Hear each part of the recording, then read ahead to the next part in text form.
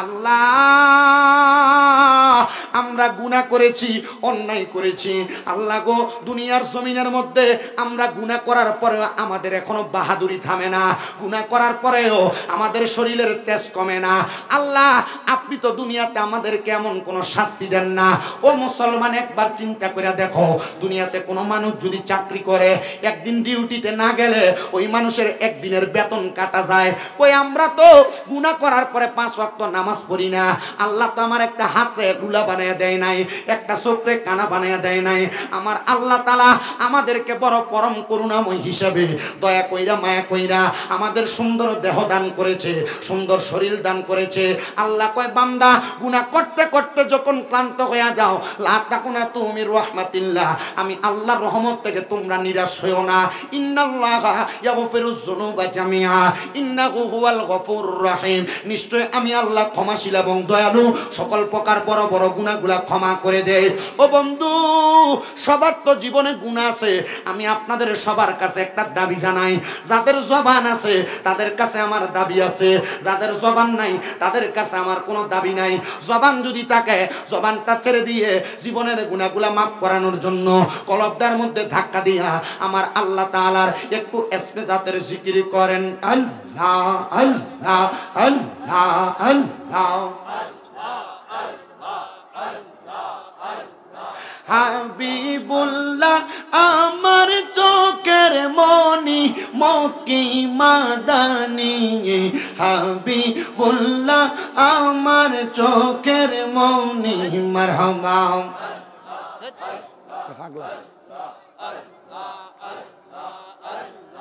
আল্লাহ আল্লাহ হাবিবুল্লাহ আমরার চোখের মনি মক্কি মাদানি, হাবিবুল্লাহ আমরার চোখের মনি মারহাবা। আল্লাহ আল্লাহ যদি হয় তোর মনের টান, মদিনাতে চলে যান, সালাম দিবা রোজা মুবারক খানি মারহাবা। আল্লাহ আল্লাহ আল্লাহ আল্লাহ যদি হয় তোর মনের টান, মদিনাতে চলে যান, সালাম দিবা নবীর রওজা খানি মারহাবা। আল্লাহ আল্লাহ অন্তরেতে রাখবা নবীর নাম খানি মক্কি মাদানি, হাবিবুল্লাহ আমরার চোখের মনি মারহাবা।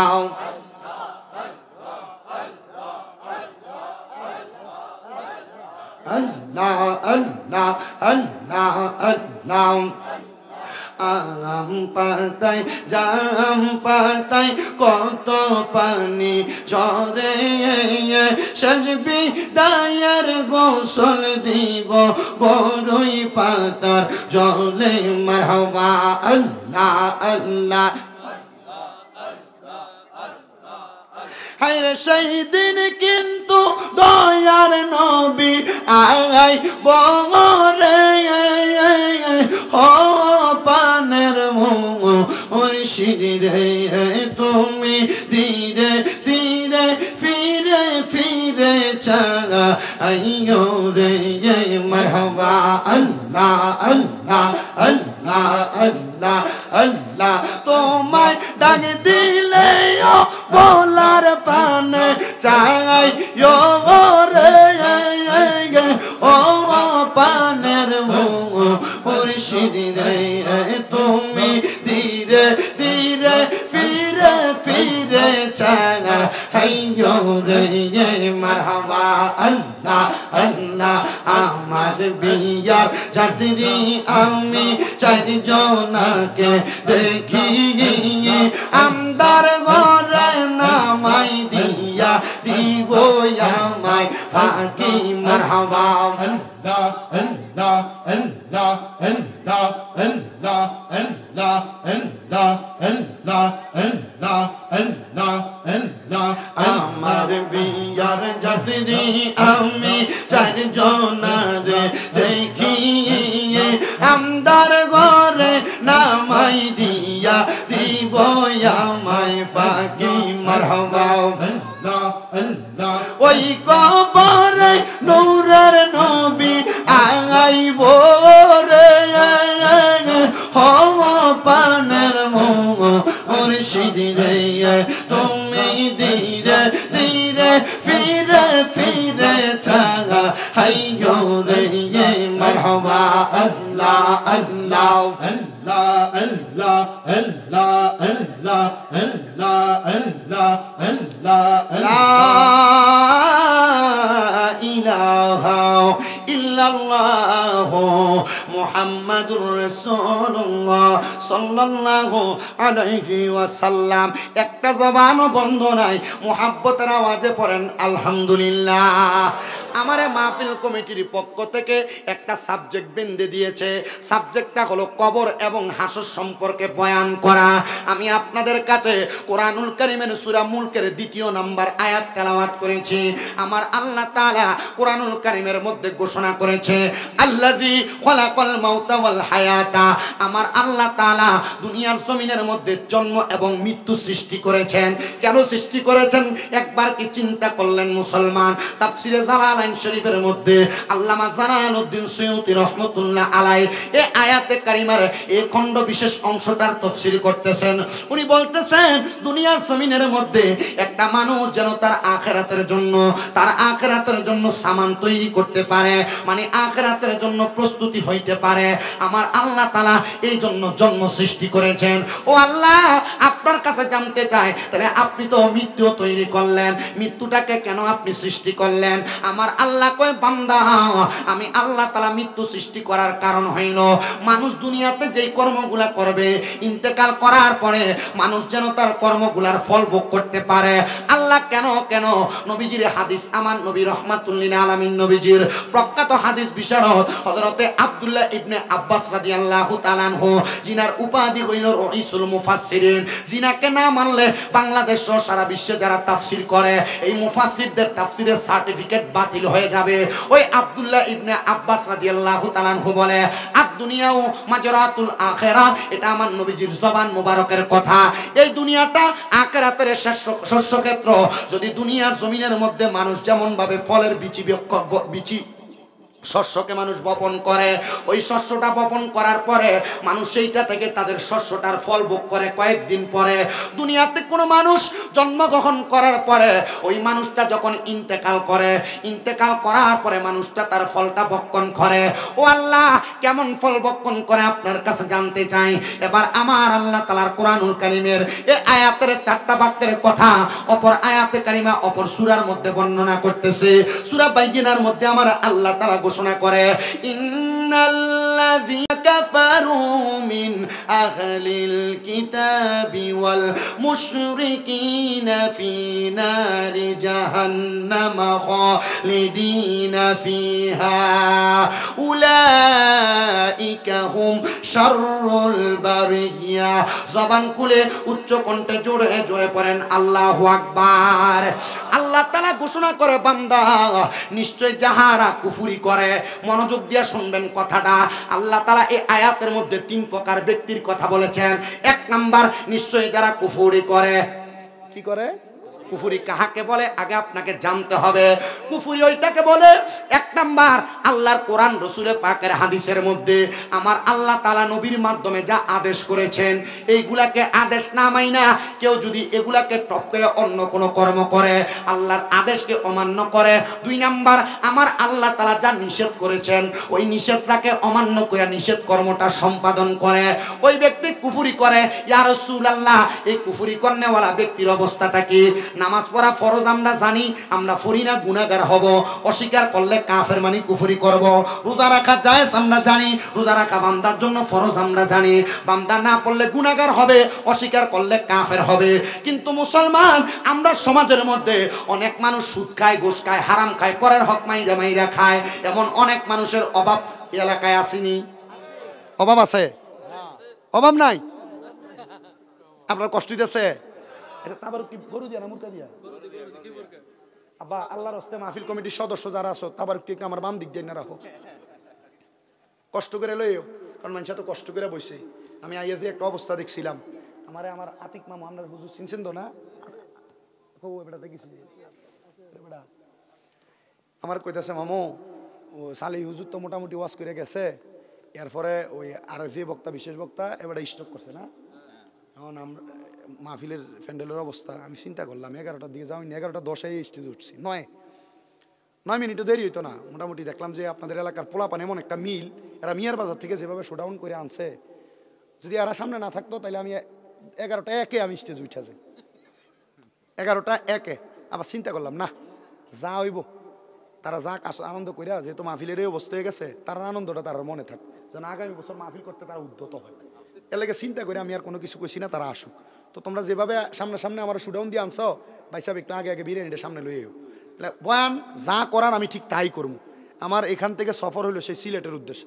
কালকে আমার প্রথম মাহফিল হবিগঞ্জে, দ্বিতীয় মাহফিল শ্রীমঙ্গল। তা আমি যেন সই সালামতে যাইতে পারি, আপনারা ফোসাই দিয়ে যাবো, কারণ মনে কষ্ট দিয়ে যদি আবার যাই গাই পরে আবার ইন্ডিয়া যাই পারতাম না, ঠিক আছে না? আমি যে কথাগুলো বলতে চাচ্ছিলাম, এই কথাটা হইলো এলাকায় সুদখোর নাই। কেমন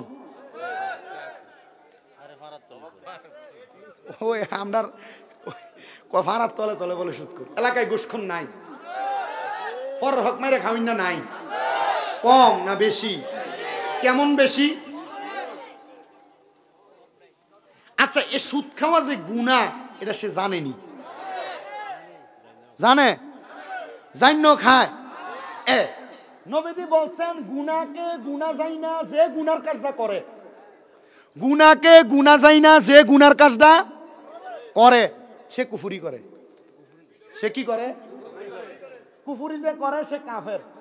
আল্লাহ বলছে ইন্নাল্লাযীনা কাফারু, যে কুফরি করে, মিন আহলিল কিতাব, এবং আহলে কিতাব, ওয়াল মুশরিকিনা, যারা শিরিক করে, মানে আল্লাহ ছাড়া কাউকে সেজদা দেয়, আল্লাহর কাছে মাথা, আল্লাহ ছাড়া কারোর কাছে মাথা অবনত করে, আল্লাহ ছাড়া কারোর কাছে চায়, এই তিনটা কাজ যারা করে, বলছে ফি নারি জাহান্নামা খালিদিনা ফিহা, এ জাহান্নামে যাইবো তো যাইবো, জাহান্নামে চিরস্থায়ী বাসিন্দা হয়ে থাকবো। লাস্টে দিয়ে একটা শব্দ যোগ করে দিচ্ছেন, খালিদিনা ফিহা আবাদা। কয় এটা জাহান্নামে ডুববো, বাইরে অনের কোনো সুযোগ নাই, এমন ফিটা ফিটবো কাঁচা বাঁশের গোড়া দিয়ে বাইরে। এই কথা কন না, ঠিক না? আল্লাহ এরা কারা? আল্লাহ এবার কোরআনুল কারীমের আয়াতে শেষ অংশে কয় উলাইকা হুম শাররুল বারিয়া, এরা হলো দুনিয়ার সবচাইতে নিকৃষ্ট মানুষ। কিন্তু আপনারা যে একটা খাঁটি সুদখোরের লগে সাদওয়ানে তে এক কাপ চা খাওয়াইবো, এজন্য আপনি সুদখোরের পক্ষে কথা বলেন। কথা কন না কেন? আপনারে 500 টাকা 1000 টাকার কাছে আপনি বেচা হন, সে হারাম খায়, সুদ খায়, পরের হক মেরে মেরে খায়, এই ব্যক্তির পক্ষে আপনি কথা বলেন। আল্লাহর নবী বলছে কোন মানুষ যদি দুনিয়াতে অন্যায় অত্যাচার বেমেসাল কর্মকাণ্ড করে, আর কেউ যদি তার সঙ্গে তার ক্ষমতা বাড়ানোর জন্য সম্পর্ক টিকিয়ে রাখে, সে অপরাধ করে যে জাহান্নামী, তে অপরাধ না করে তার লোকে সম্পর্ক রেখে সমান অপরাধী। নাউজুবিল্লাহ, জোরে নাই? এখন আবার সুদখোরের সিস্টেমটা আবার ভিন্ন হয়ে গেছে গা। এখন আর বেড়া আসতে সুদ খায় না, এখন বাড়ি বাড়ি বেরিয়েতে সুদের ব্যবসা করে। এই কথা কয় না? চাচার কাছে যদি কাকা এই 10 টাকা দিয়ে হালাত করে দন যাবনি, আরে আমার কাছে তো নাই, তো চাষির কাছে কইয়া তার বইনে তার কাছে 10 টাকা দিয়ে দিছে চাইলা দনের লাগিয়া। এই কথা কর নাম নেরা। আমি ওয়াসকি বেড়া বলে পড়ছে আছে না এমন বেরিয়ে বেড়া নাই আপনার এলাকা? ও আবার অনকালে সুদের আর একটা ডিজিটাল সিস্টেম হয়েছে। এলাকা সুদ খেলে মানুষে জান না লেবো, এখন আর এলাকাটা সুদ খায় না, এককালীন 20 লাখ টাকা ব্যাংকে রেখে দেয়, মাসে মাসে তুই লেখা। এবারে যদি কিও কাকা আপনি কাম কাজ করেন না, চলেন কেমনে? আরে ওই পেনশন যে পাইছিলাম 20 লাখ টাকা ব্যাংকে রাখছি, মাসে মাসে তুই লেখান, তো এটা কিটা তোলেন? জোরে ক। সুদের আর একটা ইন্টারন্যাশনাল নাম আছে, এটার নাম হলো FDR। কি আর? ব্যাংকের কর্মকর্তার কাছে আমার এই ওয়াজ যদি যা চিন্তা করিলাম, তারা আমার কয় লাখ টাকার কয় কোটি টাকা জানি অফার করে, হুজুর এই ওয়াজটা করেন না। সুদের আরেকটা ন্যাশনাল নাম হলো DPS। আপনার বউ আপনার ফার্ম দিব, তোমার জিফুতের একটা ভবিষ্যৎ আছে না, কটা টিয়া জিফুতের নামে রাখতে দাও না, 10 বছর রাখলে এটা ডাবল হয়ে তোমারে দিব। কথা কয় না কেন? আছে না নাই? ইন্টারন্যাশনাল সুদখোর, ন্যাশনাল সুদখোর আর বিলের সুদখোর, মানে গ্রামের সুদখোর, সব দিয়ে এক। কথা কয় না, ঠিক কিনা? এ সুদখোরে জানে এটার কারণে হারাম, এটার কারণে সে গুনাহগার হইতেছে, এটার কারণে সে জাহান্নামে দেব, তবুও খায়। এটার একটা স্বাভাবিক উদাহরণ শোনেন আমরা এলাকার। অসুবিধা হবে আপনার? আর আমি যত তাড়াতাড়ি ছেড়ে দিয়ে যাবো, তবে আমি জানি না যে ম্যাজিকটন মাইক। আমি মনে করছি যে যদি মাইকটা ভালো হয় তাহলে ও আর সুন্দর হইব, যদি মাইক যদি উল্টা ফাল্টা হয় তাহলে ও আর সুন্দর হইতো না। অন্ধে কাম লাগাইছে, আমি এমনি টান দিয়ে এমনি টান লইতেছে, আমি তাহলে ওয়াশ করে একটা বাইলে হালান যাইব। যেমনি আছে সাউন্ড এমনি ধরবি না, দূরে দূরে থাকবি, মোটামুটি সাউন্ড সুন্দর আছে, আর দৌড়াদৌড়ির দরকার নেই, ঠিক আছে? খুব সুন্দর সাউন্ড। তো যেই কথা বলতেছিলাম, এখন আমরা এলাকার এক সুদখোর, হ্যাঁ মোটামুটি এক লোকের 5 লাখ টাকা দিচ্ছে সুদে। কয় লাখ? তো 5 লাখে মোটামুটি সুদের টাকা যে বেটা সুদের টাকা লইছে, বেটা সুদের টাকা লওয়ার কারণে প্রতি লাখে সুদের টাকা বছরে দেওয়ার লাগে 30,000। তাহলে 5 লাখে এক বছরে কত হইল? 1.5 লাখ। এবারে এই টাকা বেটার কাছে রাখছে 4 বছর। কয় বছর? 4 বছরে সুদের টি হয়েছে কত? 6 লাখ। তো আসল টাকা হইলো 5 লাখ, সুদের হইলো মোট কয় লাখ? 11 লাখ। তো যে বেটা ভুক্তভোগী সুদের টাকা লইছে, এবারে জায়গা বেচছে, সেটা ওই সুদখুরের কাছে যায়, ভাই আপনার টাকা দয়ে গেছে 11 লাখ, আল্লাহর হস্তে আমার থেকে 1 লাখ টাকা কম নেন, 10 লাখ নেন। সুদখুর উত্তরটা কি দিছে? এক কইতেছে সুদ খাওয়ানোর কারণে আল্লাহ যে কবর আমারে ফিটবো, তোমার থেকে যদি আমি 1 লাখ টাকা কম নেই, আল্লাহ কি আমার একটা বাড়ি কম দিব?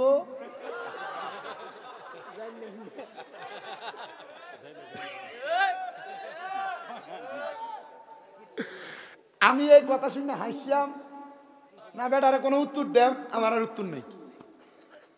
পরে শুনিয়ে কয়দিন আগে আমরা এলাকার বিভিন্ন বিষয় নিয়ে যখন কত হয়েছে, আমি যে কোন একটা বিষয় বেঠু দনে এই সুদ খুঁড়ে এ ওয়ান আরেক জায়গায় করণের কারণে আমার বিপক্ষে হে কইতেছে না ঠিক আছে, তারও ধরনের দরকার। তো আমি আলহামদুলিল্লাহ আমার এলাকায় হিজবুর রাসূল একটা সংগঠন খুলে দিছি। আমার এই হিলফুল ফুজুল সংগঠনের ভিতরে সদস্য হলো 42 জন, যেটির বয়স মনে করেন মোটামুটি 16 থেকে 22 বছর 24 বছর পর্যন্ত। কয়জন? 42 জন।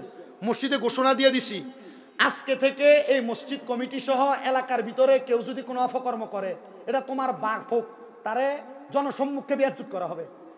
তো এখন জন হ্যাঁ কইছে, আমি মসজিদ মার্কেটে দাঁড়াইয়া শুধু কইছি রে এমনি এমনি দে এই কথা কইছি, কি করতাম আমনে কন আরে আমরা মসজিদ মার্কেটের সামনে না ফোনের কাপড়টা তোলা দিয়ে ফিডাটা দিই। আমি কইলাম না, হিলফুল ফুজুল সংগঠনের মূল উদ্দেশ্য এটা না, তারা সুন্দর করে বোঝা, যদি বোঝে তাহলে সুন্দর মতো তারা লাইনে আন, আর যদি না বুঝে এরপরে সিস্টেম করার লাইন আছে। আমি কইলাম ঠিক আছে, তাহলে এবার একদিন লাখ ফেয়ে দিয়ে গেলাম, কাকা আপনি বলে এই কথা কইছেন, কইছিলাম তো, আরে তোর কথাতে তুই শামিম আমি বুঝছি না, আমি ওই আরেক শামিম। কোন শামিম? আমি কই শুধু আমার লোডটা লইতাল্লা না। তো পরে চিন্তা করলাম এই হারাম খুরদের এই কলবটা, ওই যে আল্লাহ বলছে খতামাল্লাহু আলা কুলুবিহিম ওয়া আলা সামঈহিম ওয়া আলা আবসারিহিম গিশাওয়া, আল্লাহ তাআলা এদের কলবটারে এমন ভাবে মোহর মেরে দিছে, এরা হারাম খায়, জানে এটা হারাম, হারাম জানার পরেও খায়। আল্লাহ কয় এদের ঠিকানা জাহান্নাম, আর এরা দুনিয়ার সবচাইতে বাজে লোক। আর আপনারা যারা এখানে বসছেন, আপনারা অনেকে এই সুদখোর ঘুষখোর দাওয়াত দিলে আগে ফাতে যায় বসেন। কথা বলেন। একবার চিন্তা করবেন, রাসূল সাল্লাল্লাহু আলাইহি সাল্লামের প্রখ্যাত হাদিস বিশারদ হযরত আনাস ইবনে মালিক রাদিয়াল্লাহু তাআলা আনহু বলেন, আমি আমার নবীজির জবান মোবারকে বলতে শুনেছি, কোন মানুষ যদি এমন হারাম টাকার কোন খাবার একটা দানা বক্ষণ করে, কয়টা দানা? একটা দানা বক্ষণ করে, সে খাইলো, খাওয়ার পর এই দানা তার পেটে গেল, যেই রক্তের অণুটা তৈরি হবে, এই রক্তের অণু তার প্রত্যেকটা শিরায় শিরায় শিরায় শিরায় এই রক্তটা প্রবাহিত হবে। আর এই রক্ত প্রবাহিত হওয়ার কারণে আল্লাহ তাআলার ওই বান্দার পুরাটা দেহ হারাম দেহ হিসেবে উপনীত হবে। জাহান্নামের মধ্যে আল্লাহ তাআলার ওই বান্দা যখন কবরে যাইব, তাহলে সর্বনিম্ন তারে 3000 বছর পূর্ব। কয় হাজার বছর? তোমার চেহারাটা দেখিয়া সিগনালাইছি আমি, আমার কাছে ভালো লাগতেছে তোমার দেখিয়া। ইকবাল না বইও, যাওয়ানোর দরকার নেই, মোটামুটি বিরিয়ানিটা লইয়ে যাইও। এটাই তো, এটা আল্লাহ কবুল করুক। না নতুন না পুরান। মূল কথার আলোচনার মধ্যে আসেন বাবারাম, টিয়া ফরে দিয়েন, ওই রাখ বন কালা বন হচ্ছে, টিয়া ফরে লম কি তো আমরা কি ওয়াজ চলতো না টিয়া লইতাম। কইলেটে হলন যাব সিস্টেম আছে। তাহলে আমি আগে ওয়াজটা শেষ করি। কি কোন হুজুর? আমার ভাইয়েরা বাবারা, গভীর মনোযোগ দিয়ে বয়ান শ্রবণ করবেন।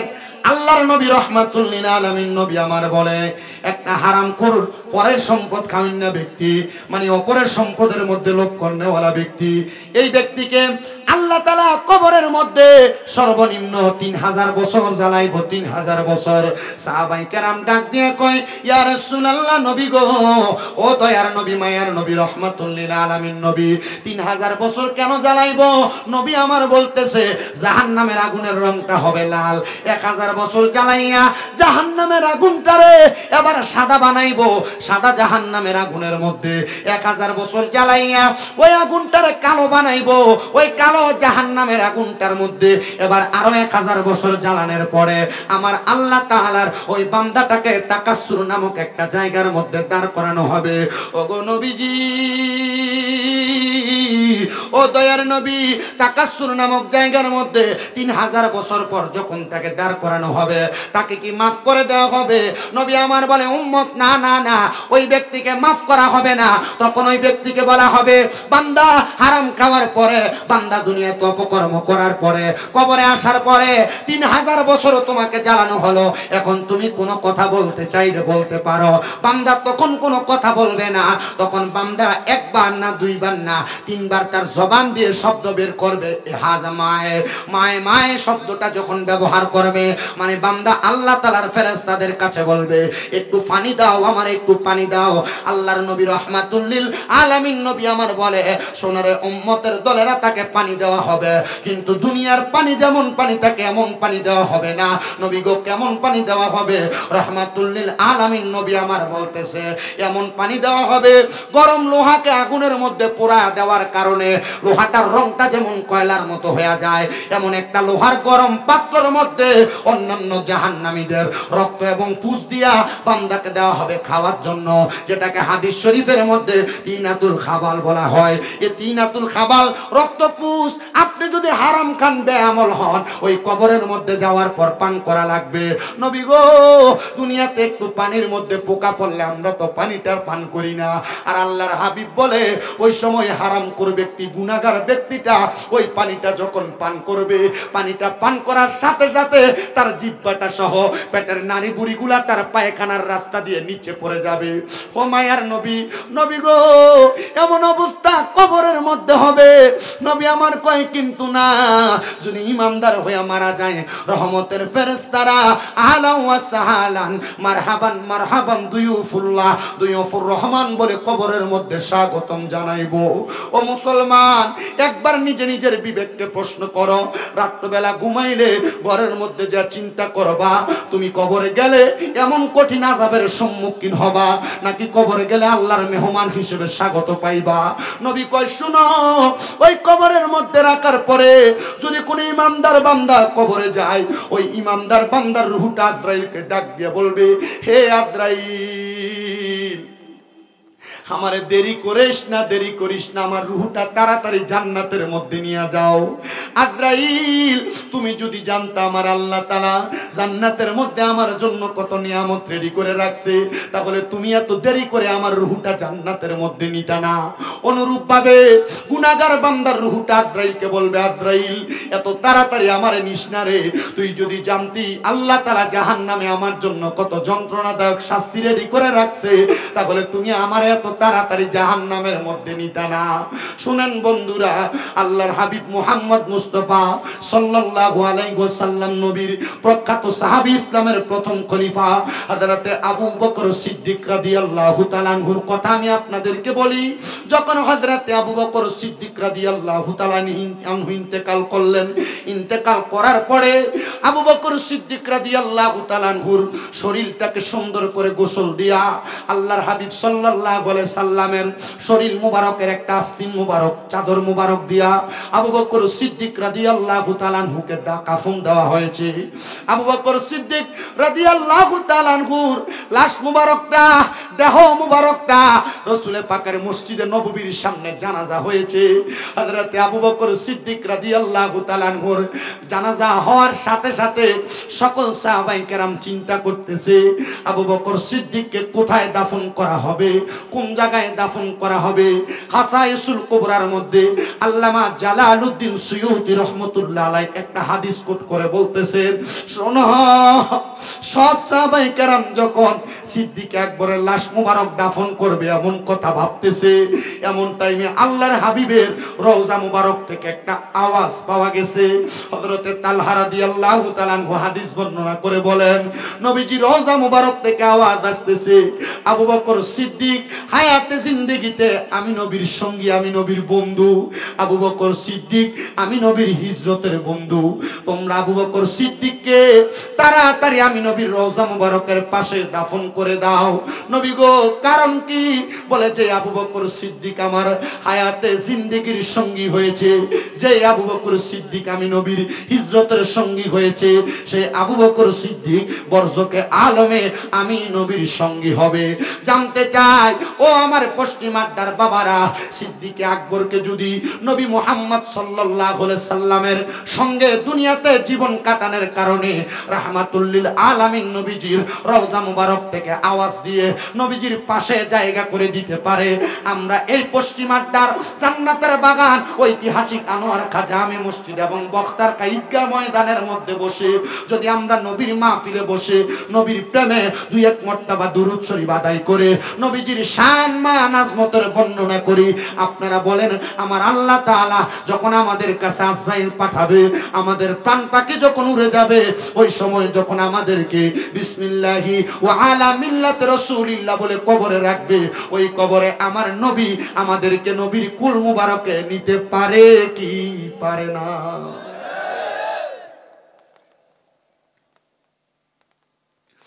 নবীজির কলিজার টুকরা প্রাণের সাহাবা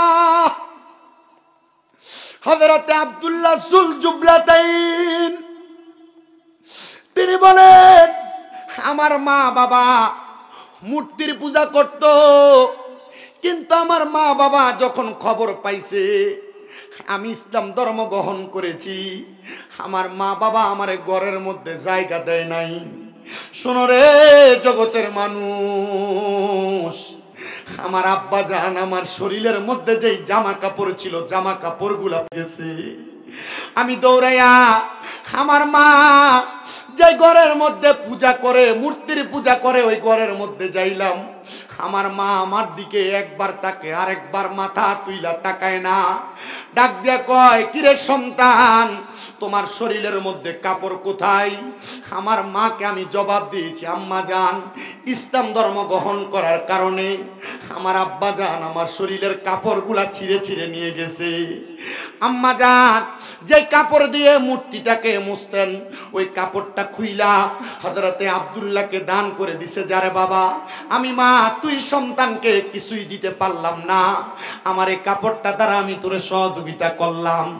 হযরতে আব্দুল্লাহ বলে আমি দৌড়াইতে দৌড়াইতে গভীর রজনীতে মদিনা শরীফের কেবলা যেই দিকে মসজিদে বেলাল একটা জায়গা আছে, যে জায়গায় বর্তমানে মাছ মার্কেট অবস্থান, ওই জায়গাটার মধ্যে আগে খেজুরের বাগান ছিল।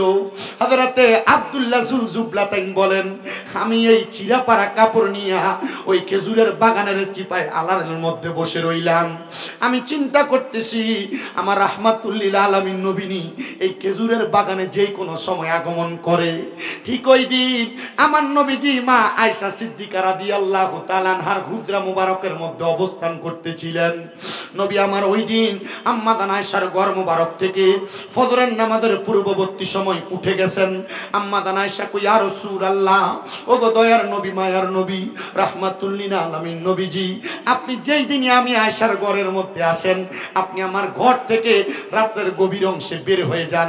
নবী আমি জানি আপনি জান্নাতুল বাকির মধ্যে যায় যায় কবর জিয়ারত করেন। ইয়া রাসূলুল্লাহ এখন কি আপনি জান্নাতুল জান্নাতুল বাকিতে যাবেন। নবী আমার কয় আয়েশা আমি শুধু জান্নাতুল বাকির মধ্যে যাই না, আমি মাঝে মাঝে সুযোগ পাইলে হযরত বেলাল রাদিয়াল্লাহু তাআলা আনহুর বাড়ির সামনে যায় যায় আমার আল্লাহ তাআলার কাছে কান্না করি আমার গুনাহগার উম্মতের জন্য।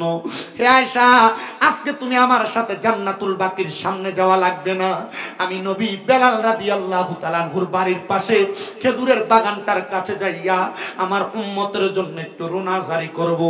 রহমতের নবী বেলাল রাদিয়াল্লাহু তাআলা আনহুর বাড়ির পাশে যাইয়া সুন্দর করে যখন ইবাদত করার জন্য নবীজির শরীর মুবারকের চাদর মুবারকটা বিছায়া আল্লাহর হাবিব সাল্লাল্লাহু আলাইহি সাল্লাম বসছেন, এমন টাইমে আমার নবী রহমতের নবীজির প্রখ্যাত হাদিস বিশারদ হযরত তালহা রাদিয়াল্লাহু তাআলা আনহু বলেন নবীজির জবান মুবারকে বলতে শুনলাম আমার নবী নামাজের মুসল্লার ভিতরে বৈশা বৈশা গুনগুন গুনগুন কান্নার আওয়াজ শুনেছে। নবী আমার ডাক দেয় কে রে মানান্তা, জবাব দে জবাব দে। রহমতের নবীকে দরজার আড়াল থেকে জবাব দেয় আসসালাতু ওয়াসসালামু আলাইকা ইয়া নবিয়াল উম্মি ইয়া রাসূলুল্লাহ, ও নবীদের নবী আমি হইলাম আপনার কাছে সদ্য ইসলাম গ্রহণ করা আব্দুল উজ্জা। নবী গো আপনি মোহাব্বত করে আমার নাম দিয়েছেন আব্দুল্লাহ। কি রে আব্দুল্লাহ আয় না আমি নবীর সামনে আয়। কেন রে কেন এই পর্দার আড়ালের মধ্যে থাইকা কান্না করতেছো, কান্নার কারণ রহমতের নবীকে একবার বলো না। আব্দুল্লাহ ডাক দিয়া বলি ইয়া রাসূলুল্লাহ আমি কান্না করার কারণ হইল আমার আব্বা জান ইসলাম গ্রহণ আমি করার কারণে শরীরের জামা কাপড় নিয়ে গেছি। ইয়া রাসূলুল্লাহ ও দয়ার নবী মায়ার নবী রাহমাতুল লিল আলামিন নবী আমার শরীরের মধ্যে কোনো জামা কাপড় নাই, আমি কেমনে উলঙ্গ অবস্থা আপনি নবীর সামনে দাঁড়ায়া যাব। নবীজি বলেন শীতের রাত্রবেলা আমি আমার চাদরটা কইলা আমার আব্দুল্লাহকে দিলাম, আব্দুল্লাহ আমার একটা চাদর দিয়া তার শরীরের নিচের অংশটাকে ঢাকনা দিয়েছে। আব্দুল্লাহ আয় রে আমি নবীর সামনে আয়। আব্দুল্লাহ কই ইয়া রাসূলুল্লাহ ইসলামের তো শিক্ষা খালি গায়ে কোনো জায়গার মধ্যে পুরুষ মানুষ যাবে না, নবী গো আমার সতরটা দেখা যাবে। ইয়া রাসূলুল্লাহ আমি আপনার সামনে এভাবে যাইতে পারবো না।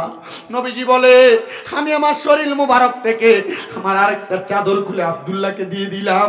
হযরত আব্দুল্লাহ আমার সামনে আসছে ইয়া রাসূলুল্লাহ ও নবী আমার মনে হয় ইসলাম ধর্ম গ্রহণ করার কারণে আমার মা আমারে গ্রহণ করবে না, আমার বাবা আমারে গ্রহণ করবে না, আপনি নবীর কাছে আমারে জায়গা করে দেন, আপনি নবীর কাছে আমার জায়গা করে দেন। নাই কোনো বন্ধুরে নাই দরদি নাই কঠিন দিনে আমার নূর নবী বিনে, কঠিন দিনে আমার নূর নবী বিনে। রোজ হাসরের কঠিন দিনে রাব্বুল আলামিন ওহিদুল কাহার হইয়া সাজিবেন হাকিম, ওরে থাকিবে না মায়া দয়া স্নেহ মমতা, কেউ হবে না কারো জন্য জামিন ও দাতা। আরে বলবে নবী ইয়া উম্মতি আমার উম্মতের কি হবে গতি গো। সাজদায় পড়ে বলবে নবী ইয়া রাব্বি আমার উম্মতের কি হবে গতি গো, আমার উম্মতের মাফ কইরা দাও আমি নবীর কারণে কঠিন দিনে আমার নূর নবী বিনে, কঠিন দিনে আমার নূর নবী বিনে। আব্দুল্লাহ কই নবী গো ইয়া রাসূলুল্লাহ মায়ার নবী গো আমি কার কাছে যাব? নবী আমার কই আব্দুল্লাহ এখন তো শরীরে পোশাক, আমি নবীর মসজিদে নববীর ভিতরে আহলে সুফা নামক অনেক সদস্যরা আছে, যারে আব্দুল্লাহ যা এদের সঙ্গে যাইয়া ফজরের নামাজের প্রস্তুতি গ্রহণ করো। আব্দুল্লাহ কই নবীজির জবান মোবারকের কথা শুই না আমি মসজিদে নববীর মধ্যে প্রবেশ করলাম। আল্লাহর হাবিবের সাহাবায়ে কেরাম আমার দিকে তাকায়া তাকায়া আমার দিকে তাকায়া তাকায়া মুস্কি মুস্কি হাসে। আমি জিজ্ঞাসা করলাম এরা সাহাবীরা কেন এমন ভাবে মুস্কি মুস্কি হাসো, কারণটা কি একবার বলবা? সাহাবায়ে কেরাম কই এ আব্দুল্লাহ নব ইসলাম গ্রহণ করেছো কিন্তু তোমার শরীর মুবারক থেকে আমার নবীজির দেহ মুবারকের ফসিনা মুবারকের ঘ্রাণ আসতেছে, আব্দুল্লাহ কয়, এ মানুষ, আমার শরীর থেকে নবীজির দেহের গাম মুবারকের ঘ্রাণ কেন আসবে না? শোনো শোনো শোনো, আমার শরীরের মধ্যে যেই দুইটা কাপড় দেখো, এই কাপড়গুলা আমার রাহমাতুল লিল আলামিন নবীর শরীর মুবারকের কাপড়। হযরতে সাহাবায়ে কেরাম বলে, আমরা বড় বিমোহিত হয়ে গেলাম, কিরে আব্দুল্লাহ নবী ইসলাম গ্রহণ কইরা নবীজির চাদর মুবারক পাইলো, আর আমরা পাইলাম না।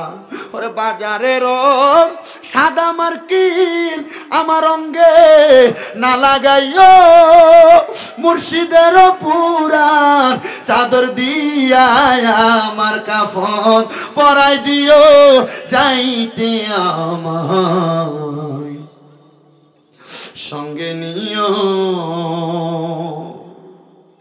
আর কোন দন চাই না বাগদাদি, আর কোন দন চাই না লতিফি, যাইতে আমায় সঙ্গে নিও। সাহাবায়ে কেরাম কই, দুই জুব্বার মালিক হইলা রে। এবার সবাই আর আব্দুল্লাহ কইয়া ডাকে না, ডাক দেয় আব্দুল্লাহ সুবলাতাইন, মানে দুই জুব্বার মালিক। আব্দুল্লাহ কয়, নবীজি ফজরের নামাজে আগমন করেছে। ফজরের নামাজ আগমন করার সাথে সাথে রাহমাতুল লিল আলামিন নবীজি মসজিদে নববীর মধ্যে আগমন করেছে। এমন টাইমে তাবুকের যুদ্ধের আহ্বান, কে যাবি রে নবীর সঙ্গে যুদ্ধে? সবার আগে ওই আব্দুল্লাহ হাত তুলে কই, ইয়া রাসূলুল্লাহ, অনুমতি দিলে আমি আপনার সঙ্গে যুদ্ধে যাব। কিরে নতুন মাত্র ইসলাম গ্রহণ করেছো, এখন কেন যুদ্ধে যাইবা? কারণ বলো না। ইয়া রাসূলুল্লাহ, ওগো মায়ার নবী, আপনি না বলেছেন যুদ্ধের ময়দানে কেউ যদি শহীদ হয়ে যায়, সেই ব্যক্তির মরণে কোনো ভয় নাই, কবরে কোনো ভয় নাই, হাসরে কোনো ভয় নাই, ফুলসিরাতে কোনো ভয় নাই, ডাইরেক্ট জান্নাত তার জন্য ওয়াজিব হয়ে যায়। ও নবীজি, আমি চাই এমন মরণ চাই। তবে নবী গো, যুদ্ধের মধ্যে যাইয়া যদি আমি আব্দুল্লাহ শহীদ হইয়া যাই, আপনি নবী আমার একটা ওয়াদা দেন। নবী গো, আমি যুদ্ধে যাইতে আমার কোনো দ্বিধা নাই। নবীজি মুস্কি মুস্কি হাসে। নবীজি কয়, আব্দুল্লাহ, তাহলে আমি বলবো না, আমার মিম্বরে দাঁড়ায় তুমি আব্দুল্লাহ তোমার আশাটার কথা সবার সামনে বলো। আরে আমার নবী জানে আব্দুল্লাহ কি বলবে। আব্দুল্লাহ নবীজির মিম্বরের প্রথম মিম্বরে দাঁড়ায়া ডাক দিয়া কই, ইয়া রাসূলুল্লাহ, আমি যুদ্ধের ময়দানে যদি শহীদ হয়ে যাই, আপনি নবী বলেন না আমার শরীর মুবারকের মধ্যে যেই দুইটা চাদর দেখা যায়, ও মায়ার নবী, এই দুইটা চাদর আমার মরণের পরে আপনি কাপন পরে দিবেন, কাপড়গুলো ধৌত করবেন না। নবী গো, আপনি আমারে ওই কবরের মধ্যে শোয়া দিবেন। আপনি নবীজি নিজ হাত মুবারকে আমি আব্দুল্লাহরে শোয়া দিবেন। কিরে কেন রে, কেন? আব্দুল্লাহ জুলজুবলাতাইন বলতেছে, একটা কারণে, রাহমতের নবী যেই কবরের মধ্যে আসবে, ওই নবীজি কবরে আসলে আমি আব্দুল্লাহর কবরের মধ্যে মুনকার নাকির সওয়াল করার জন্য আসবে না।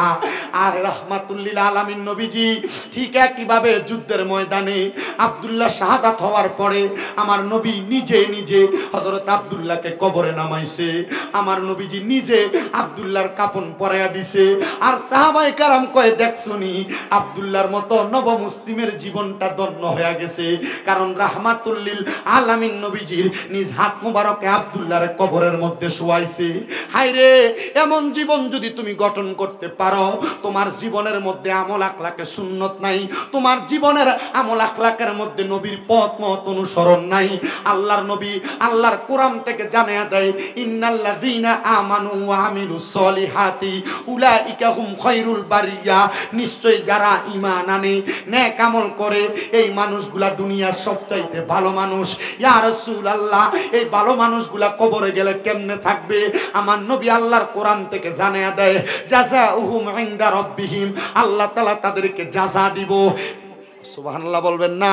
আল্লাহ তাআলা তাদেরকে জাযা দিব, আল্লাহ তাআলা তাদেরকে প্রতিদান দিব। ইনদা রাব্বিহিম জান্নাতু আদনিন, ওই জান্নাতের নাম হলো জান্নাতুল আদন, তাজরি মিন তাহতিহাল আনহার, ওই জান্নাতের নিচে দিয়ে নহর প্রবাহিত হবে। ওই জান্নাতের নিচে দিয়ে শুধু নহর প্রবাহিত হবে না, ওই জান্নাতের মধ্যে বান্দা একদিন, দুই দিন, তিন দিন থাকবে না, খালিদিনা ফিহা আবাদা, ওই জান্নাতের মধ্যে বান্দা চিরস্থায়ী বাসিন্দা হয়ে থাকবে। ও মায়ার নবী, ও দয়ার নবী, তাহলে আমরা যদি পাক্কা ইমানদার হয়ে মারা যাই, আমাদের মরণের পরে কবরের মধ্যে আপনি রাহমাতুল লিল আলামিন নবী আসবেন কিনা?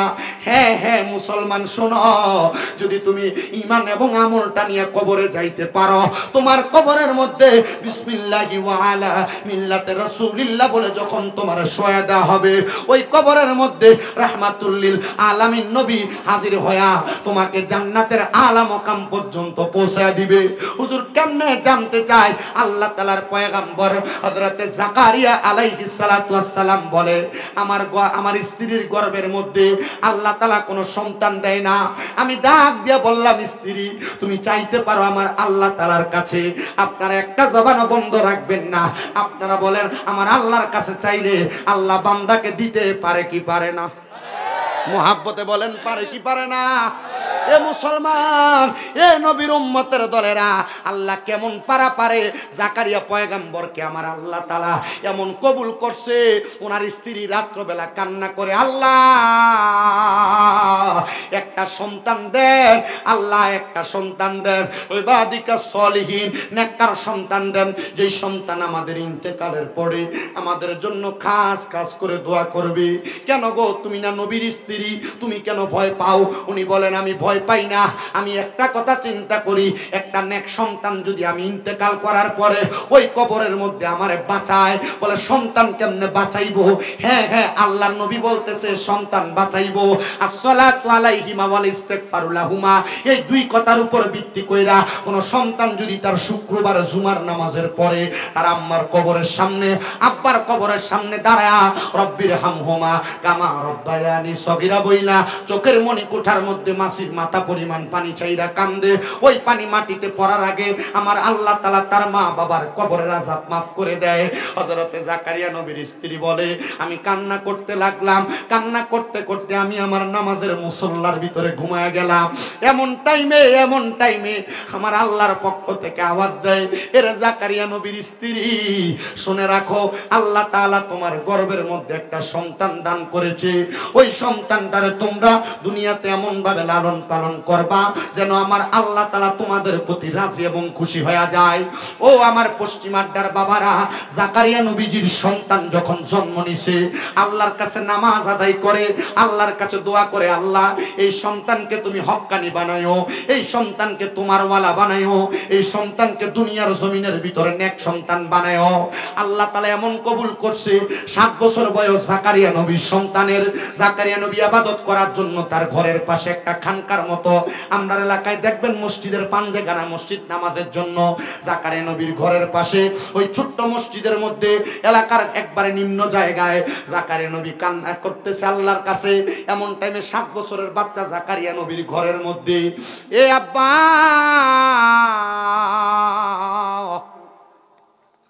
আব্বা গো, আপনি যে এই ঘরের মধ্যে বসে বসে কান্না করেন, আপনার চোখ দিয়ে বেয়ে বেয়ে পানি পড়ে, আপনি না আল্লাহ তাআলার পয়গম্বর, আপনি কেন কান্দেন? জাকারিয়া পয়গম্বর কয়, বাবা ইন্তেকাল যখন করবা, একটা মানুষ যখন মারা যায়, মারা যাওয়ার পরে তার কবর থেকে জান্নাত পর্যন্ত যে একটা দূরত্ব, কবরের পরে হাসর, মিজান, ফুলসেরাত, এই 3টা জায়গার যে দূরত্ব, এই দূরত্বটা পার করার যেই বাহন আছে, মাধ্যম আছে, মনে করেন এই পশ্চিম আড্ডা থেকে আড্ডা বাজারে যাইতে গাড়ি লাগে, অটো লাগে না, গাড়ি লাগে, যেই কোনো মাধ্যম বাহনে করে করে যান। হযরতে জাকারিয়া পয়গম্বর বলে, সন্তান শোনো, কবর থেকে ওই জান্নাত পর্যন্ত যাওয়ার একটা বাহন আছে, ওই বাহন আর অন্য কোনো কিছু না। বলে, আব্বা ওই বাহনটা কি? ওই বাহনটার নাম হলো চোখের পানি। জাকারিয়া পয়গম্বর বলে, আমি আমার সন্তান 7 বছর বয়সের নিয়া আমি আবার তার কোলের মধ্যে কইরা নিয়া বাড়িতে গেলাম। অল্প কিছুক্ষণ পর আমার সন্তানকে খুঁজে পাওয়া যাচ্ছে না। 1 দিন না, 2 দিন না, 3 দিন না, একটানা 7 দিন পর্যন্ত আরবের ভূমির কোনো জায়গা আমি বাদ রাখি নাই। প্রত্যেক পাহাড়ের গুহায় গুহায়, খেজুরের বাগানে বাগানে, বাড়ি বাড়ি আমি আমার সন্তানকে তালাশ করেছি। একটানা 7 দিন পর্যন্ত তালাশ করেছি। জাকারিয়া পয়গম্বর বলে, আমি ক্লান্ত হয়ে আমার বাড়ির পেছনের অংশে খেজুর গাছের সাথে হেলাম দিয়া বসে রইলাম।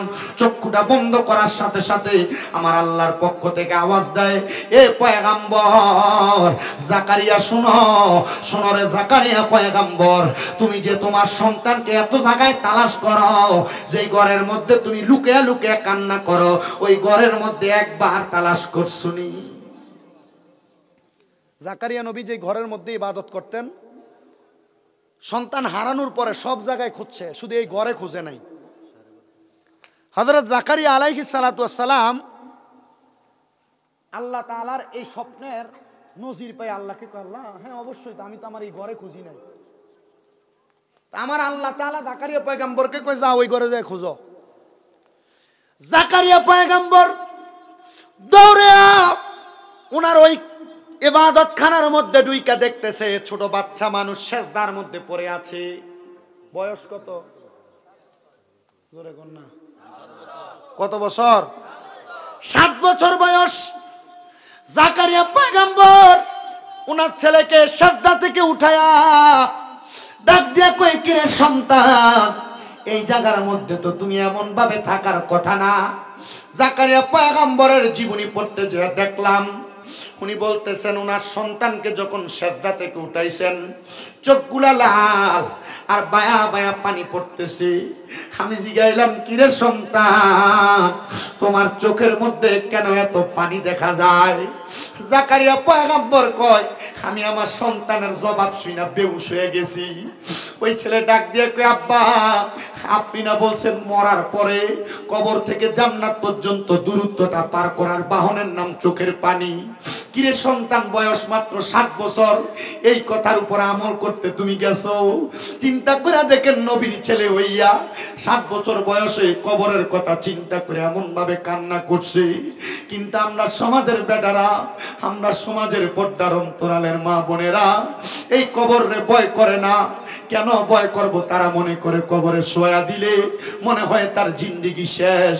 কিন্তু কবরের মাটি এত ভয়ঙ্কর, রহমতের নবী কয় হাসরের ময়দানে উপস্থিত কইরা ওই কবরের মাটি ডান বাম দিক থেকে এমন ভাবে চাপ দিব সন্তান সহ্য করতে পারবে না। হায় রে ও পশ্চিমাড্ডার বাবারা, ও পশ্চিমাড্ডার যুবকেরা, জাকারিয়া নবী কই সন্তানটার দিকে তাকিয়ে যখন আমি বেহুশ হয়ে গেলাম, বেহুশ অবস্থা আমি দেখতে পাইলাম, আমার আল্লাহ তাআলা আমি জাকারিয়া পয়গম্বরকে জানায়া দেয়, হে জাকারিয়া, তোমার যে সন্তান দুনিয়াতে আগমন করেছে এই সন্তানও আমি আল্লাহ তাআলার পয়গম্বরের দায়িত্ব পালন করবে, আমি আল্লাহর প্রতিনিধিত্ব করবে। আর আমার আল্লাহ তাআলার কাছে জাকারিয়া নবী দোয়া করছে, আল্লাহ এমন সন্তান আপনি দুনিয়ার জমিনের মধ্যে বনি ইসরাইল সহ প্রত্যেকের ঘরে ঘরে দান করেন, যে সন্তান ছোটবেলা থেকে আল্লাহ তাআলার কাছে মরার কথা স্মরণ করে করে কান্না করবে।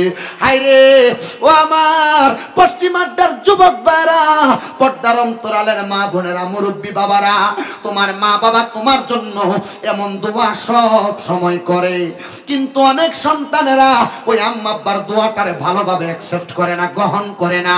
সন্তান চিন্তা করে তার মা বাবা মনে হয় তার ব্যাপারে বেশি বেশি একটু নাক গলাইতেছে।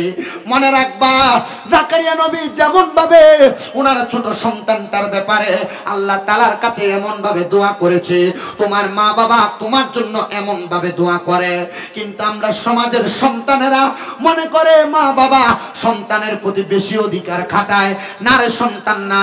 মনে রাখবা, মা বাবা কোনোদিন সন্তানের ক্ষতি চায় না, মা বাবা কোনোদিন সন্তানের খারাপ চায় না। যদি তোমরা ওই কবরটারে সুন্দর বানাইতে চাও, হাসর মিজান ফুলসেরাতে নূরানি চেহারা লইয়া মালিক ও মাওলার কাছে প্রেজেন্ট হইতে চাও, উপস্থিত হইতে চাও, তাহলে তুমি দুনিয়ার জমিনের মধ্যে ওই মা বাবা নামক সম্পদটাকে, মা বাবা নামক রত্নটারে যত্ন করো। বলে হুজুর কেন কেন কেন? আরে মনে রাখবা, আল্লাহর নবী রহমাতুল লিল আলামিন নবী কই উম্মতের দল, হে উম্মতের দলেরা, সাখাতুর রব্বি ফি সাখাতিল ওয়ালিদাইন, আম্মা আব্বার অসন্তুষ্টির কারণে আমার আল্লাহ তাআলা অসন্তুষ্ট হয়ে যায়। তাদেরকে সন্তুষ্ট করো। জাকারিয়া নবী কয় আমার ছোট ছেলে আমি জাকারিয়া পয়গম্বরকে 7 বছর পরে দুনিয়ার জমিনের মধ্যে এমন ভাবে খুশি করছে, আমি আমার আল্লাহ তাআলার কাছে দোয়া করার সাথে সাথে আল্লাহ আমার সন্তানটাকে নবুয়তের দায়িত্ব দান করেছে। তুমিও যদি জাকারিয়া নবীর সন্তানের মতো তোমার মাকে খুশি করো, বাবাকে খুশি করো, দেখবা আমার আল্লাহ তাআলা তোমার মা বাবার খুশির কারণে এমন সম্পদ তোমার দান করবে। কিন্তু আজকের সমাজে অনেক ভাইয়েরা নিজেরা ঝগড়া করে তাদের মা বাপকে জুদা করে দেয়, আলাদা করে দেয়। অনেক সন্তানেরা স্ত্রীর কথা শুনে যে তোমার স্ত্রী তোমার বলে তুমি তো একা, তোমার মা বাবার সন্তান না, তোমার মা বাবার তো আরো 2-3টা সন্তান আছে, একা কেন খাওয়াইবা? না না না, তোমার ভাইরাও খাওয়াইবো। এই কথা শুই না মা বাপরে আলাদা করে দেয়। মা বাবা সকালবেলা এক ঘরে ভাত খায়, দুপুরে এক ঘরে ভাত খায়, রাত্রবেলা এক ঘরে ভাত খায়। মনে রাখবারে পশ্চিমার সন্তানেরা, বরুড়ার যুবকেরা, মা বাপের যদি এমন কষ্ট দাও আর এমন ভাবে আলাদা করে দাও, তোমার মতো হতভাগা কপাল পোড়া সন্তান আর কেউ নাই। বলে হুজুর কেন? কারণটা জানতে চাই। আরে কারণটা শুই না লওরে যুবক বন্ধুরা, পর্দার অন্তরালের মা বোনেরা, ওই মা বাপরে যে ভাত দাও না, আম্মা আব্বারে আলাদা করে দিছো, আম্মা আব্বা বুড়া হওয়ার কারণে জিহ্বার স্বাদ নষ্ট হয়ে যায়। আম্মা আব্বা এক বেলা করে এক ঘরে আরেক ঘরে খায়। আম্মা আব্বার মনের মধ্যে প্রশ্ন জাগে, না না না, এমনি এমনি খাইলে আমি আমার সন্তানের ঘরে ভালোভাবে খাবার খাইতে পারবো না। ডরে কোনো কিছু খাইতে মন চাইলে তুমি সন্তানরে কয় না, মা বাপ চিন্তা করে ফুটে যদি আমার ধমক দেয়। জানোনি এটা কিয়ামতের আলামত। আমার নবী কই উম্মতের দলেরা শুই না রাখো, দুনিয়ার জমিনের মধ্যে মা বাপ কিয়ামতের আগে সন্তানদেরকে ভয় পাবে, কথা বলতে ভয় পাবে, চিন্তা করবে। কারণ আমার মা বাবা, আমার সন্তান আমারে খাওয়ায়, আমি কেমনে তারা একটা কাজের জন্য বলি। এই জন্য মা বাপ তোমার ভয়ে কোনো কথা বলে না। টাকায় দেখো এই এলাকার অনেক সন্তান আছে যাদের টাকা আছে, পয়সা আছে, কিন্তু তারা তাদের বাপরে 100টা টাকা হাত খরচ দিতে পারে না। দিব কেমনে? ওই আব্বাজান অন্ধকার কবরে। সন্তানের দল, এ নবীর উম্মতের দল, যদি ওই মা বাপরে আলাদা কইরা দিয়া থাকো, দাও তোমার পাও আমার সামনে দাও, আমি শামীম দাদা জিব্বা দিয়া তোমার পাও পরিষ্কার করে দিব।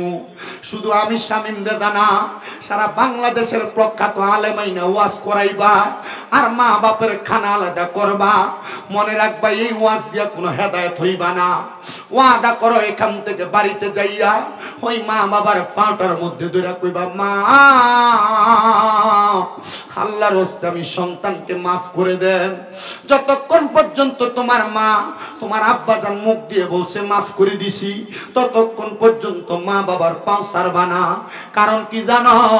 কারণ মা বাপ যদি মাফ না করে আমার আল্লাহ তোমারে মাফ করবে না, আমার আল্লাহ তোমারে মাফ করবে না।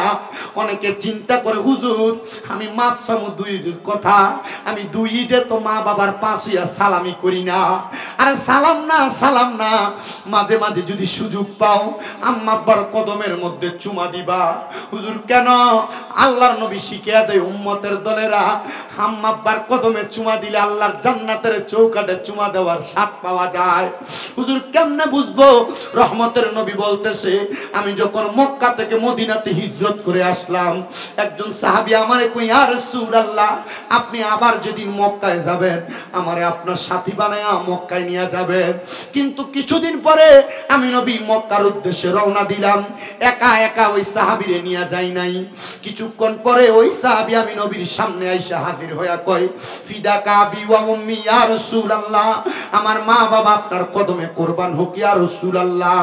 ও নবী আপনার সঙ্গে আমার কথা ছিল, আপনি যেদিন মক্কায় যাবেন আমারে মক্কায় নিয়ে যাবেন। নবী গো কেন আপনি আমারে মক্কায় নিতেছেন না? নবী কয়, সাহাবী গত 3 দিন তুমি মদিনাতে আসো না, আমি খবর নিলাম তোমার বাড়িতে তোমার আম্মা যেন অসুস্থ, এই জন্য আমি তোমার ফালায়া মক্কায় চলে যাই। সাহাবী কই ইয়া রাসূলুল্লাহ মক্কার চাইতে আমার মার দাম বেশি নাকি? আমার নবী বর্ণনা করে হুমা জান্নাতুকা, তোমার মা তোমার জান্নাত। মক্কা কি তোমার মার জান্নাতের সাথে তুলনা করছে? হুমা নারুকা, ওই মা বাবা তোমার জন্য জাহান্নাম। যদি মা বাপরে খুশি রাখো জান্নাত, যদি অখুশি রাখো জাহান্নাম। সাহাবী কয় নবী গো আমি কি মক্কার চৌকাঠে চুমা খাইতে পারবো না? নবী আমার কই সাহাবী বাড়িতে যাই আম্মা জানের কদমের মধ্যে চুমা দিবা। ইয়া রাসূলুল্লাহ কদমে চুমা দিতে চাই নাই, আল্লাহ তাআলার কাবা ঘরের চৌকাঠে চুমা দিতে চাইছি। ও নবী গো, আমার নবী কয় আম্মা জানের কদমে চুমা দিলে আল্লাহর জান্নাতের চৌকাঠে চুমা দেওয়া সওয়াব পাইবা। এ সন্তানের দল, আম্মা আব্বার কাছে মাপ চাইবা কিনা জানি না। আমার এলেম কালাম নাই, মাত্র কামেল প্রথম বর্ষে পড়ালেখা করি কুমিল্লা ইউনিভার্সিটিতে, বাংলায় অনার্সের ফাইনাল ইয়ারে। আমার এলেমের জোর দিয়ে আমি কথা বলি না। ক্লাস 6-7 থাকতে ওয়াজে শুনছি আম্মা আব্বার কদমে চুমা দিলে আল্লাহ সম্মান বাড়ায়া দেয়। ঘুমন্ত অবস্থায় মা বাবার পায়ে চুমা দিছি, আল্লাহ সম্মান বাড়াইছে। হুজুর বলছে যে শোনো নাই, কুমিল্লাতে অনেকগুলা মাদ্রাসা আমার। এ সন্তানের দল, আমি আপনাদের কাছে আবদার জানামু, মা বাপের দোয়ার কারণে আপনি সন্তান অল্পতে অনেক কিছু পাওয়া যাইবেন। এই জন্য আপনার কাছে আমার আবদার, ওই আম্মা আব্বার কদম ধরে মাপ চাইবেন। কিন্তু অনেকে চিন্তা করে হুজুর যাদের বাড়িতে আব্বা আছে তারা বাড়িতে যাইয়া আব্বার পায়ে ধরে মাপ চাইবো। আমার তো বাবা নাই, আমি কার পায়ে ধরে মাপ চাইবো? যেই বাবা নিজে কষ্ট করে চলাফেরা করছে, জুতা পায়ে দিত তলাটা ছিটতে ছিটতে পায়ের মুরালিটা রাস্তার সাথে লাগতো, কিন্তু তুমি ফুতেরে নতুন সুন্দর জুতা কিনা দিত। মনে কইরা দেখো রাত্রবেলা ওই জুতা পায়ে দিয়া খাটের মধ্যে হাতটা। আজকে ওই বাবা কবরে আব্বা জানরে দামি এক জোড়া জুতা কিনা পরাইতে পারো না, তোমার টাকার অভাব নাই। বাবা কবরে, বিদেশ থাকলে তুই ইমু কলের মাধ্যমে বাবার সঙ্গে কথা বলতে পারতা। আজকে ওই আব্বা জান কবরে, আব্বার সঙ্গে একটু কথা বলতে পারো না। ভালোবাসি তোমায় বাবা, বুকটা যে যাইছি রে, তোমার কথা হৃদয় মাঝে পড়ছে বারে বারে। বাবা তুমি কেমন আছো ছোট মাটির ঘরে, তোমার কথা হৃদয় মাঝে পড়ছে বারে বারে। বাবা গো ও বাবা, বাবা গো ও বাবা। হে যুবক, এখন রাস্তাঘাটে কোনো অন্যায় করলে বাবা ধমক দিয়া নিয়ে যায়। ওই বাবার প্রতি কত রাগ দেখাও, কোনদিন তো ওই আব্বাটারে মুখ দিয়া বললা না বাবা তোমারে বড় ভালোবাসি। ওই আব্বারে ধমক দিয়া কথা বলছো। জিজ্ঞাসা করো যার বাবা নাই, ঘরের ভিতরে গেলে আব্বা যে খাটে ঘুমাইতো, খাটটার দিকে তাকাইলে চোখের পানি বায়া বায়া পড়ে। হায় রে, অনেক সন্তান চিন্তা করে হুজুর যাদের বাড়িতে মা আছে তারা বাড়িতে যাইয়া মার পায়ে ধরে মাপ চাইবো। আমার তো মা নাই, হুজুর আমি কার পায়ে ধরে মাপ চাইবো? হে সন্তান, চিন্তা করে দেখো, তোমার ঘরে 3 টুকরা মাছ রান্না হইলে তুমি তোমার মাছটা দুপুর বেলা খাইতা, আব্বা আব্বারটা খাইতো, মামার মাছের টুকরাটা তুইলা রাখতো। আমার সন্তান রাত্রবেলা মজা করে ভাত খাইবো, মা জুলডি দিয়া ভাত খাইতো। মার কাপড়ের রাস্তাটা ছিঁড়া থাকতো, নতুন কোন জামা কাপড় মা পরতো না। কাপড় রাস্তার মধ্যে 5-10 টাকা বাইন্দা রাখা তুমি স্কুল মাদ্রাসায় যাওয়ার সময় তোমার মা দিত। হায় রে, হে সন্তানের দল, আজকে কার জানি এমন মা দুঃখিনী অন্ধকার কবরে। তোমার ব্যাংকে লাখ লাখ টাকা পড়ে আছে, কিন্তু তুমি তোমার মারে 500 টাকা দিয়ে কিনে একটা কাপড় পরাইতে পারো না। চিন্তা করিস না রে পশ্চিম আড্ডার যুবক ভাইয়েরা, মুরব্বী বাবাজিরা, পর্দার অন্তরালের মা বোনেরা, আজকে যাদের মা কবরে বাবা কবরে, আজকের জান্নাতের বাগানের ইন্তজাম আয়োজন যারা করছে, আজকের আখিরি মুনাজাতের মধ্যে তোমার মার জন্য দোয়া করা হবে, তোমার বাবার জন্য দোয়া করা হবে। মনে রাখবা আল্লাহর নবী শিক্ষা দেয় কোন সন্তানের মা মারা যাওয়ার পরে, বাবা মারা যাওয়ার পরে ওই সন্তান যদি রব্বির হামহুমা কামা রব্বায়ানি সগীরা ওয়া কুর রব্বির হামহুমা কামা রব্বায়ানি সগীরা বইলা আমার আল্লাহর কাছে দোয়া করে ওই চোখের পানি মাটিতে পড়ার আগে আমার আল্লাহ তাআলা ওই সন্তানের মা বাবার জীবনের গুনাহ মাফ করে দেয়।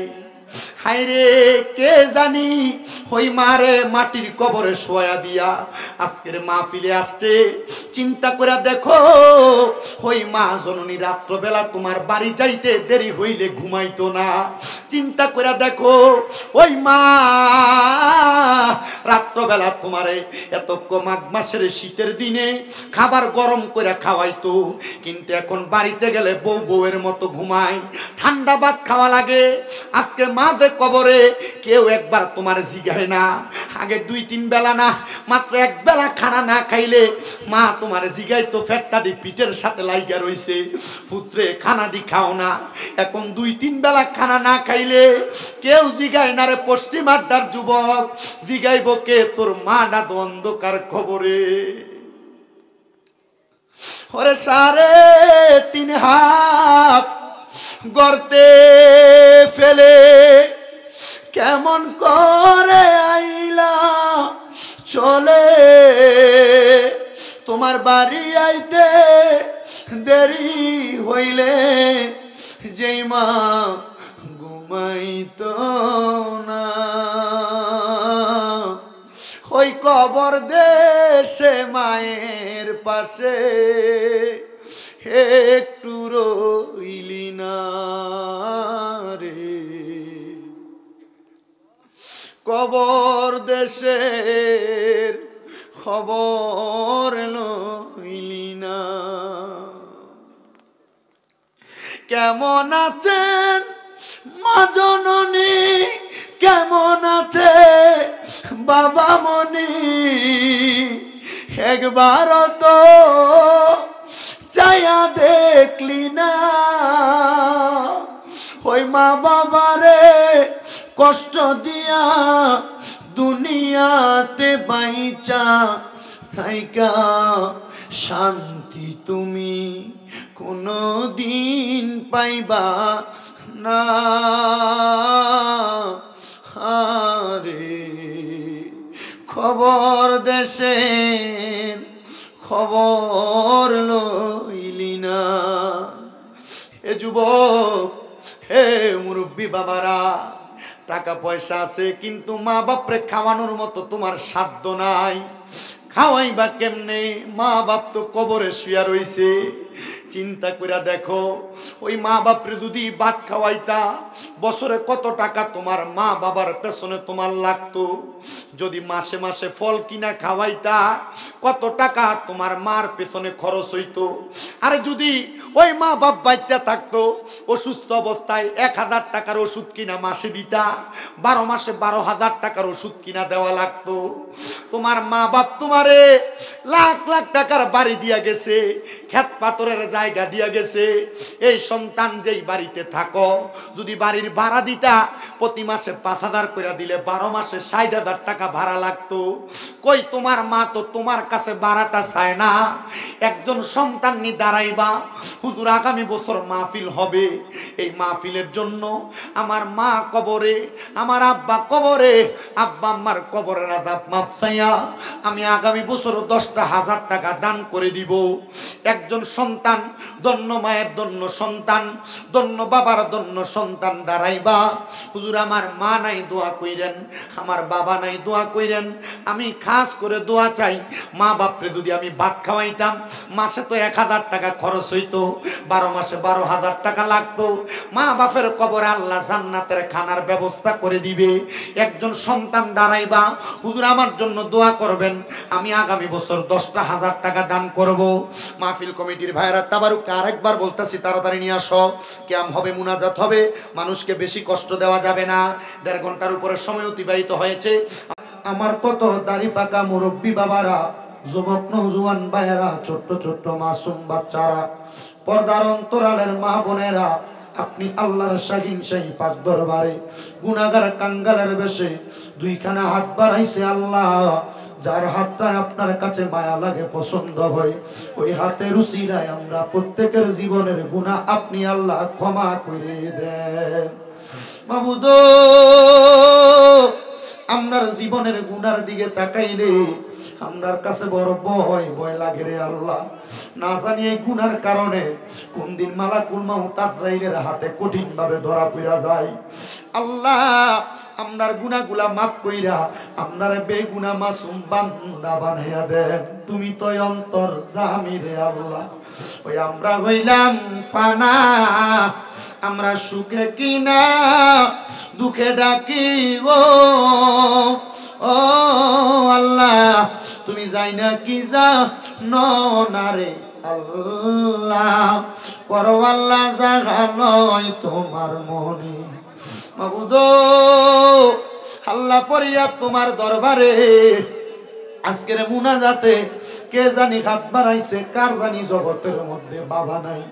যেই বাবা রিক্সা চালাইয়া মাটি কাইটা মাথার গাম পায়ে ফালাইয়া পরের বাড়িতে বদলার কাজ কইরা সন্তানরে মানুষের মতো মানুষ করার জন্য আব্বা জান নিজের রক্তরে পানি বানাইয়া আজকে অন্ধকার কবরের বাসিন্দারে আল্লাহ, এমন আব্বা যাদের কবরে আব্বার কবর তুমি আল্লাহ জান্নাতের বাগান বানাইয়া দাও। মনিব, কে জানি হাত বাড়াইছে, কার জানি জগতের মধ্যে মা নাই। হায়রে মা, যে মারে মা কইয়া ডাকলে কলিজার আগুন পর্যন্ত ঠান্ডা হইয়া যায়, যেই মায়ের দিকে নেক নজরে তাকাইলে কবুল হজের সওয়াব হইয়া যায়। আল্লাহ, কোন সন্তান জানি এমন মা বাপ দুইজন কবর দেশে শোয়া দিয়ে হাত বাড়াইছে। আল্লাহ, যাদের এমন মা কবরে, আম্মার কবর তুমি আল্লাহ জান্নাতের বাগান বানায়া দাও। রব্বুল আলামিন ফরিয়াদ তোমার দরবারে গো আল্লাহ, কে জানি হাত বাড়াইছে, বংশের কবর আযাব মাফ চাই, প্রত্যেকের বংশের কবরটাকে নাজাতের ফয়সালা করো। যাদের মা বাবা বেঁচে আছে, আম্মা আব্বার হায়াতের মধ্যে বরকত দান করো, আম্মা আব্বার খেদমত করার মতো তৌফিক দান করে দাও। বিশেষ করে এই পশ্চিম আড্ডার জান্নাতের বাগান 20তম মাহফিলের আখির মুনাজাত, এই মাহফিলে যারা টাকা দিয়া, পয়সা দিয়া, শ্রম দিয়া, বুদ্ধি দিয়া, পরামর্শ দিয়া, মাইক দিয়া, লাইট দিয়া, প্যান্ডেল দিয়া, মিডিয়ার বাইরা সহ সম্মানিত শ্রোতা মণ্ডলীরা, পর্দার অন্তরালের আমার মা বোনেরা, দেশ বিদেশের শ্রোতা মণ্ডলীরা যারা মুনাজাতে শরীক হয়েছে, আল্লাহ প্রত্যেকের দোয়া তোমার দরবারে কবুল মঞ্জুর করে নাও। রব্বুল আলামিন, অনেকে আগামী বছরের জন্য অনেক কিছু দিবে, দান করবে নিয়ত করেছে, অনেকে মসজিদের জন্য সিমেন্ট দান করেছে। আল্লাহ তাদের প্রত্যেকের দোয়াগুলা কবুল মঞ্জুর করেন, দানগুলা কবুল করেন। যে যুবক ভাইয়েরা এত সুন্দর ইন্তজাম করেছে, তাদের প্রত্যেককে তোমার কুদরতের দরবারে কবুল মঞ্জুর করে নাও। আল্লাহ, অনেক প্রবাসী ভাইয়েরা বিদেশ থেকে দোয়া চায়, আমার প্রবাসীদের খাস দোয়া তুমি কবুল মঞ্জুর করো, প্রবাসীদের হায়াতে বরকত দান করো, প্রবাসীদের মনের নেক নেক আশাগুলা পূরণ করো। আমার প্রবাসী ভাইয়েরা দোয়া চায়, তাদেরকে কামাই রুজি করে আবার দেশের বাড়িতে ফিরার তৌফিক দান করো। এই মাহফিল বাগদাদি মুর্শিদ কেবলার স্মরণের 20তম মাহফিল, কিয়ামত পর্যন্ত এই মাহফিল দায়েম এবং কায়েম রাখো। আমি যা বলেছি ভুল বেয়াদবি মাফ করে হাবিবে কিবরিয়া নবীর উসিলায় তোমার দরবারে কবুল মঞ্জুর করে আমাদের প্রত্যেককে কবুল করে নাও আল্লাহ। আর আমাদের মরণের আগে বারবার তাওয়াফে বাইতুল্লাহ, জিয়ারতে রওজা রাসূলুল্লাহ নসিব করায়া আখিরি জবানে মধুর কালেমা পড়িয়া দিবেন, লা ইলাহা ইল্লাল্লাহু মুহাম্মাদুর রাসূলুল্লাহ সাল্লাল্লাহু আলাইহি ওয়াসাল্লাম। আসসালামু আলাইকুম ওয়া রাহমাতুল্লাহ।